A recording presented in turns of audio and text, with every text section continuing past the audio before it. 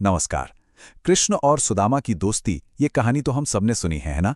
लेकिन आज हम बात करेंगे उस एक खास पल की, उस एक कविता की, जिसने इस दोस्ती की कहानी को हमेशा के लिए अमर कर दिया है। और ये कविता लिखी थी महान कवि नरोत्तम दास ने। तो चलिए शुरू करते हैं बिल्कुल शुरुआत से। देखिए, कृष्ण और सुदामा की दोस्ती ही तो इस पूरी कहानी की जान है। एक ऐसा रिश्ता जो आज भी हम सबको कहीं ना कहीं इंस्पायर करता है। ये सिर्फ एक कहानी नहीं है, ये तो एक मिसाल है। जरा सोचिए, एक तरफ हैं द्वारिका के राजा श्री कृष्ण, जिनके पास दुनिया की हर दौलत है, और दूसरी तरफ है सुदामा, एक बेहद गरीब ब्राह्मण। लेकिन इनकी दोस्ती वो किसी पद या पैसे की मोहताज नहीं थी। यही तो हमें सिखाती है कि असली रिश्ता इन सब चीजों से कितना ऊपर होता है। तो इसी दोस्ती की नींव पर अब हम आते हैं उस पल पर जो आज हमारी चर्चा का मेन फोकस है। वो पल जब सुदामा हजारों मील चलकर अपने दोस्त कृष्ण के महल के दरवाजे तक पहुंचते हैं। और ये रही वो कविता, वो पंक्तियां जिन्होंने उस एक पल को हमेशा के लिए इतिहास में दर्ज कर दिया। ये शब्द सीधे कवि नरोत्तम दास जी के सुदामा चरित से लिए गए हैं, और इन्हीं शब्दों के जरिए द्वारपाल राजा कृष्ण को बताता है कि दरवाजे पर कौन खड़ा है। अब देखिए, किसी भी कविता को सही से समझने के लिए उसका प्रसंग जानना बहुत जरूरी है, मतलब कॉन्टेक्स्ट, कि ये पंक्तियां कब, कहां और क्यों कही गईं। तो चलिए पहले इस सीन का पूरा कॉन्टेक्स्ट समझते हैं। तो सीन कुछ ऐसा है, सुदामा द्वारिका पहुंच गए हैं। महल के द्वारपाल ने उन्हें रोका और उनका नाम पूछा। सुदामा ने बस इतना कहा, मेरा नाम सुदामा है और मैं कृष्ण का मित्र हूं। अब आप उस द्वारपाल के बारे में सोचिए, उसकी हैरानी का कोई ठिकाना नहीं रहा होगा। वो भागा भागा अंदर गया कृष्ण को ये खबर देने। तो अब सुनते हैं वो असली शब्द, बिल्कुल वही पंक्तियां जो द्वारपाल ने भागकर कृष्ण को सुनाई। ध्यान से सुनिएगा, इसमें ब्रज भाषा की मिठास भी है और सुदामा की हालत का एक ऐसा वर्णन जो दिल को छू जाता है। क्या कह रहा है द्वारपाल? वो कह रहा है, हे प्रभु, दरवाजे पर एक आदमी खड़ा है। उसके सिर पर ना तो पगड़ी है, न शरीर पर कोई कुर्ता। पता नहीं कौन है, किस गांव से आया है। उसकी धोती भी फटी हुई है और जो दुपट्टा उसने ओढ़ा है वो भी बस तार तार हो रहा है। और वो आगे कहता है, द्वार पर एक बहुत ही कमजोर, दुबला पतला सा ब्राह्मण खड़ा है और आपके इस खूबसूरत महल को देखकर एकदम हैरान है, चकित है। वो दीनदयाल का धाम यानी आपका घर पूछ रहा है और अपना नाम सुदामा बताता है। ये पंक्तियां सुनकर ही रोंगटे खड़े हो जाते हैं ना। चलिए अब इन पंक्तियों को जरा तोड़ तोड़ कर देखते हैं कि कैसे कवि नरोत्तम दास ने शब्दों से सुदामा का एक जीता जागता चित्र बना दिया है। इस पूरे वर्णन का जो निचोड़ है वो एक शब्द में है, दीन दशा। मतलब उनकी वो हालत, वो गरीबी, वो लाचारी जिसे देखकर किसी का भी दिल पसीज जाए।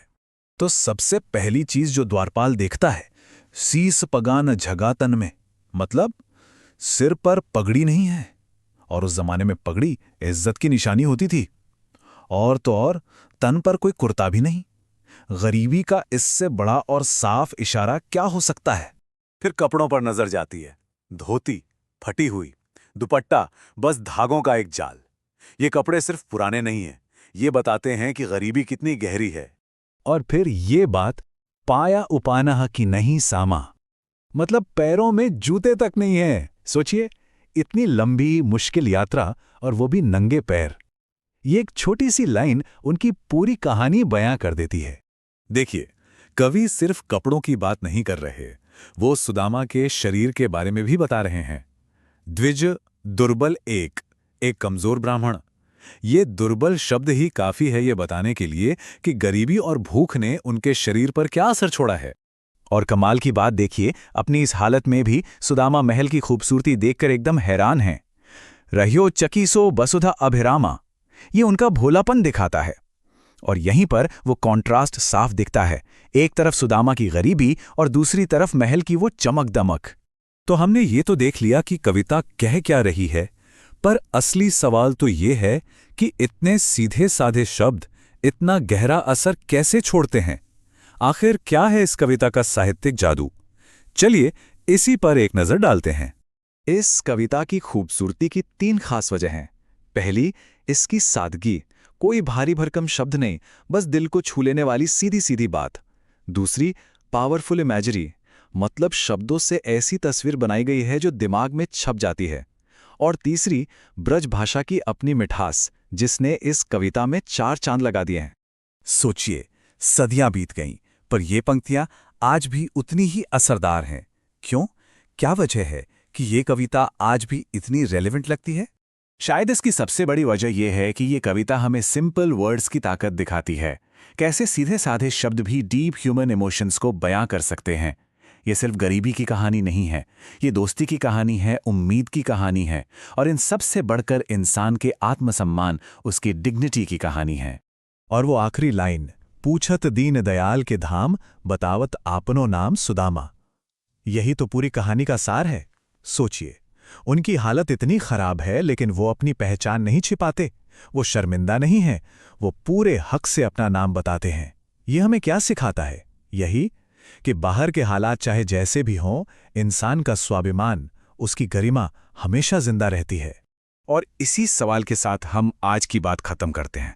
ये सोचने वाली बात है ना कि कैसी महान लिटरेचर, महान साहित्य मुश्किल से मुश्किल हालात में भी ह्यूमन डिग्निटी यानी मानवीय गरिमा की कहानी कहता है, और हमें सिखाता है कि इंसानियत की ये लौ कभी बुझनी नहीं।